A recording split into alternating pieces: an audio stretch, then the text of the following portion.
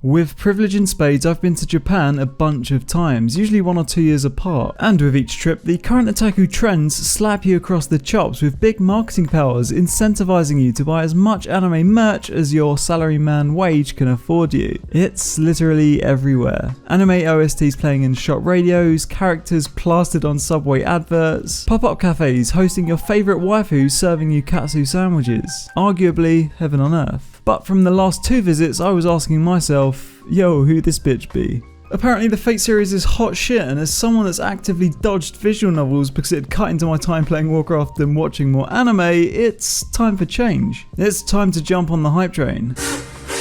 Okay, this will be more or less a non-spoilery review of Fate Stay Night, Zero and Unlimited Blade Works, and maybe a sneak peek at the Heaven's Feel movies, and figuring out if there's something in the Fate series for you to love, and how best to approach this beast. Starting with the original anime adaptation, Fate Stay Night.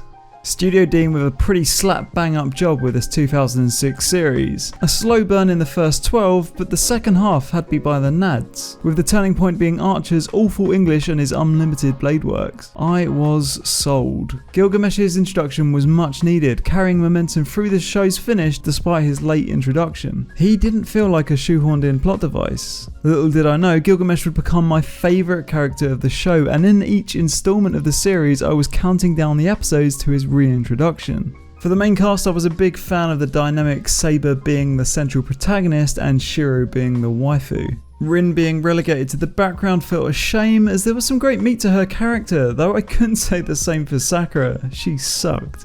Though I guess being relegated as a side mistress is fate for the majority of visual novel girlsies. Overall, I'm pretty chuffed I started my dive into the Fate franchise with Stay Night. It was pretty easy to get into and quickly dispelled the pre-notion that Fate is some nebulous web of media, completely unapproachable. I'm still not 100% on the correct way to jump in the chronology of the series, but I dived in dick first and came out unscathed. Maybe you will too. If you're looking for an easy watcher, a battle royale with indulgent fight scenes, great character designs and little else, this one's for you.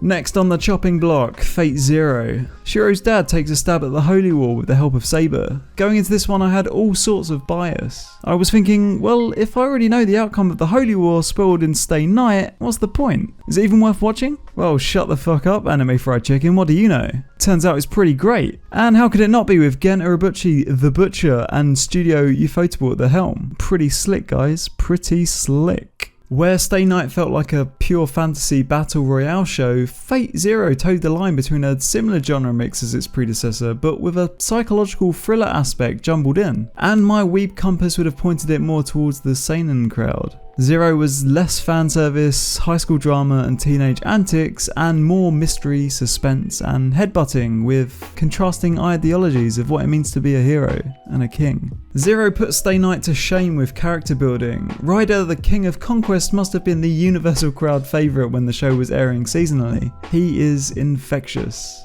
He was the douche Chad I was behind for the entire show. Kiritsugu's intellect and plot armour and even Gilgamesh's overwhelming strength overshadowed Ryder from the get-go. My boy Ryder, a victim of Holy War prejudice, god damn it. Quick sidebar, you guys that have already seen the show, let me know if this comparison has been made before for FateZero. The servant caster and his lust for Sabre is a metaphor for otaku basement dweller idol fans obsessing over their waifus. Tell me I'm wrong. Disgusting. I really enjoyed Zero and can talk about it endlessly, so in an exercise of brevity, allow me to bullet point some word vomit of Zero's interesting bits. There is such a huge difference in quality between Zero and Fate Stay Night. Watch Zero first or skip Stay Night completely if you're passionate about production quality and aesthetics. Shiro in Stay Night sucked compared to Kiritsugu in Zero with respect to character girth. I remember thinking I would love to see more of the old man, Zelken Matol, Carrier's dad, and have his ominous character fleshed out. I was happily surprised when finding out he'd have a chunky role in the Heaven's Feel installment of Fate. More on that later. Also, Carrier's story was easily the saddest in the show. Manly worm tears, bruh. Sabre's arc in Zero was mostly ideological and about what it means to be a true king, and felt unrelated to the way the show handles her character progression in the 2006 show by Studio Deen. Some of this may sound like criticism, but I actually love how each new Fate series and their route through the visual novel approaches the Fate pantheon with a different take and stylized approach to storytelling. Fresh every time and keeps you on your goddamn toes.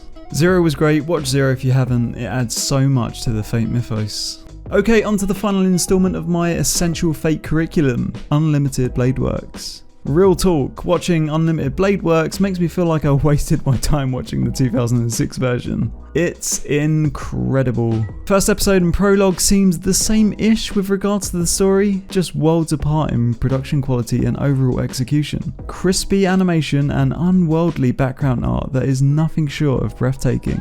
I found myself going over the original 2006 episodes after each Unlimited Blade Work episode to find the differences, wondering if the show was essentially a reskin of the 2006 version, which felt like the case, until it wasn't. Classically, as an alternate route of the visual novel, Sabre takes a backseat as best girl and Rin is centre stage for the entirety of the show, and all the better for it. This feels like the truest expression of the story, or at least the direction I wanted the story to head in. As well as shuffling the primary waifu, Shiryu's role in the narrative is unrecognisable compared to the 2006 show. He's impactful, dependable, and finally worthy of being the main character.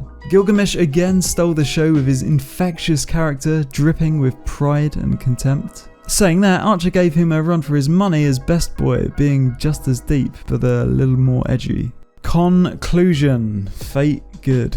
Watch Fate. It feels like I'm watching them in the optimal order, I guess. 2006 as a foundation story, Zero as further world building and exceptional quality and a great plot. It would be too much to watch Unlimited Blade Works straight after 2006, as it would be too much of the same. But after watching Zero, Unlimited Blade Works acts as a refresher for the story. Enough time passes for it to get nostalgic, and you can really appreciate the ufotable-ness. Bonus round! I've watched Heaven's Feel movie 1 and 2 only recently, and as the latest and possibly final parts of the StayNight franchise, here's what I was thinking while and after watching them. Oh fuck, maybe these are the best Fate thingies so far. Movie 2 especially was incredible, and correct me if I'm wrong, but I believe it has the highest mouse score of any Fate entities. It was dark, gritty, and breathed life into the character I had been least invested in so far, Sakura, and gave her depth I never knew she had. Watch Heaven's Feel and catch the final movie as it premieres later this year. If you take anything away from this video, let it be that the series is super approachable and you can just jump right in.